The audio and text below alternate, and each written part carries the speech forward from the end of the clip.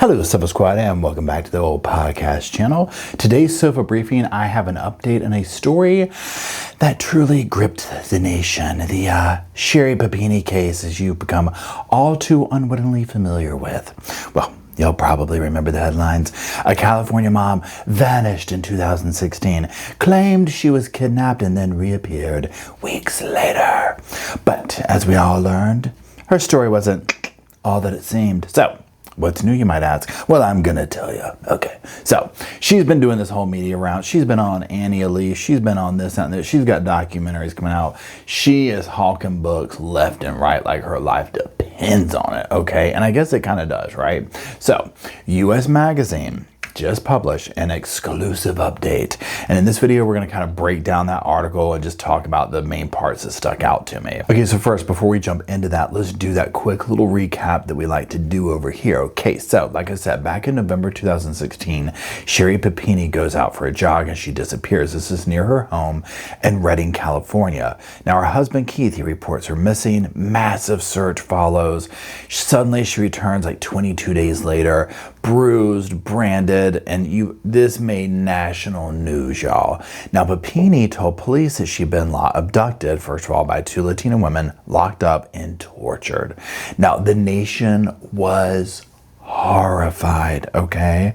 But as time passed, evidence mounted that, her story wasn't really entirely true. In fact, it was a complete and utter hoax.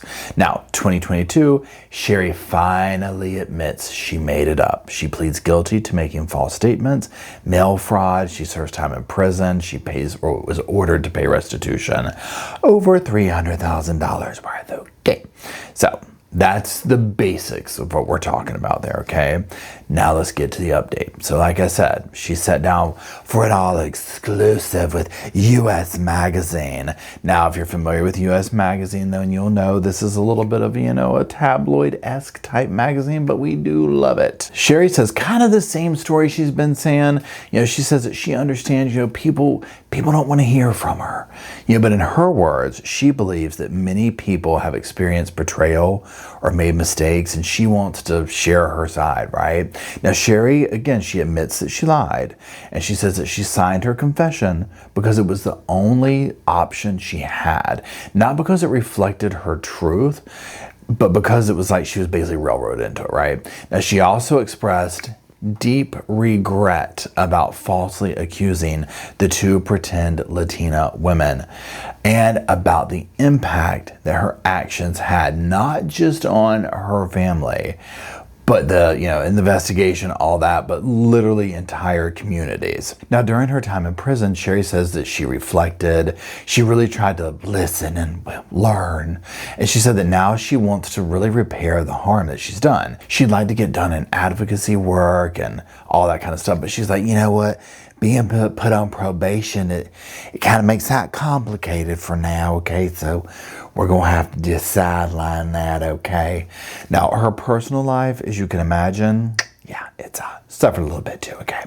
Obviously, her marriage to Keith ended. She loses custody of the children. Job prospects post-release, no. Her and Casey Anthony are sitting in the same job application waiting room. Okay, last two candidates, right? And this is obviously due to her notoriety. Now, also, if you follow the case closely, you'll know she got that boyfriend, the car dealership dude, who he's now kicking her out of his house, and we're talking drama at every turn. So what is Sherri saying that's next for her? What's coming up? Blah, blah, blah, blah, blah, right? Well, she says that she's rebuilding her life. She's making amends, okay? She wants to share her story more broadly, maybe through this advocacy work, or, I don't know, potentially the book that she's trying to hawk as well. This remains, as y'all already know, literally one of the most talked about controversial true crime cases, honestly, I've ever seen over the last decade, okay?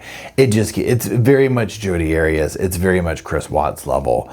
It is what it is. Now, Sherri says that, she's not looking to paint herself as the perfect victim or ask for sympathy or anything like that. But she does want the world, the nation, us, okay, to hear her version of events in her own words. Okay, she wants to get that message out.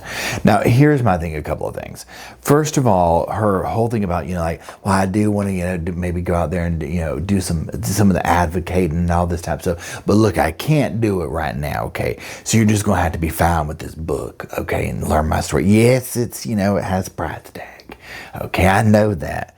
But you know what is enlightenment? Is turn your life around, got a price tag on it. Now listen, we offer installment plans. I can already hear it coming, right?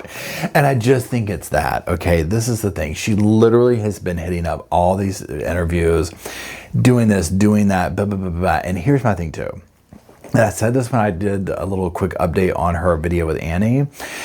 I was like, Sherri is living in the comment sections on these things. And what she's doing, this is just my opinion. I don't know Sherri. This is sofa speculation. This could not be true. This is just me speculating. I think, in my opinion, that Sherri goes and reads the comment sections on these major interviews that she does. And she continues to curtail her story.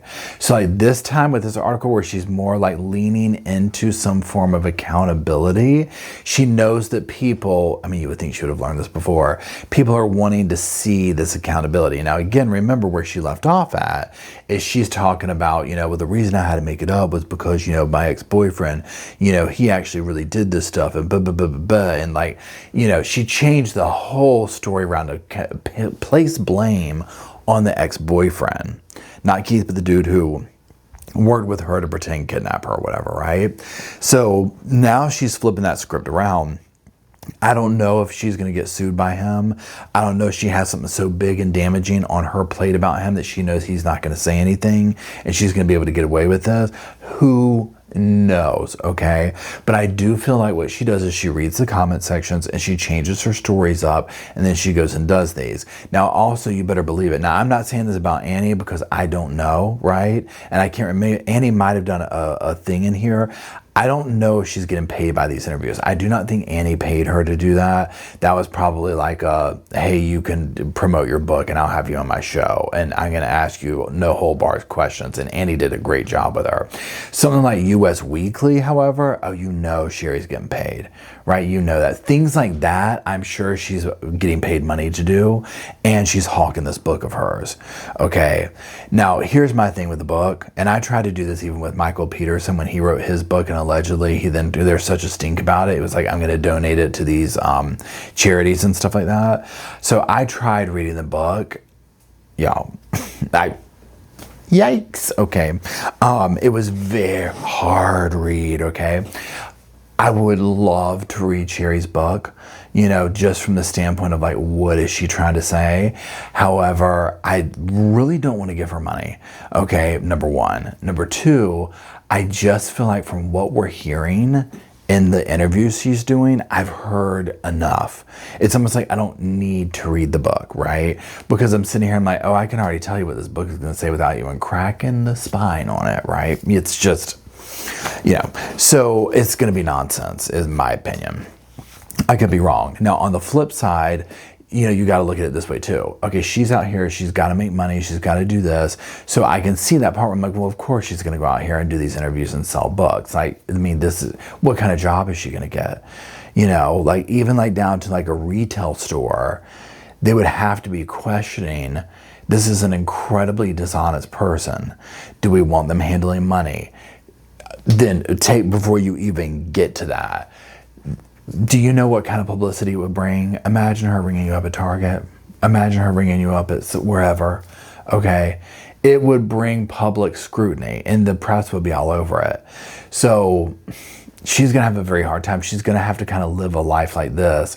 Or I thought she was going to just have married this rich man, but she doesn't seem to have been able to even maintain that. So we'll just see what happens. But anyways, that's the update for today. That's Sherri's latest interview. So let me know what you think down in the comment section below. I do appreciate you checking out the channel. Now don't forget, this is the podcast channel. I do have my main channel where I do deeper dives, longer videos, that type of thing. So be sure and check it out. And until we all gather around the old podcast for the next update, I'll see y'all soon.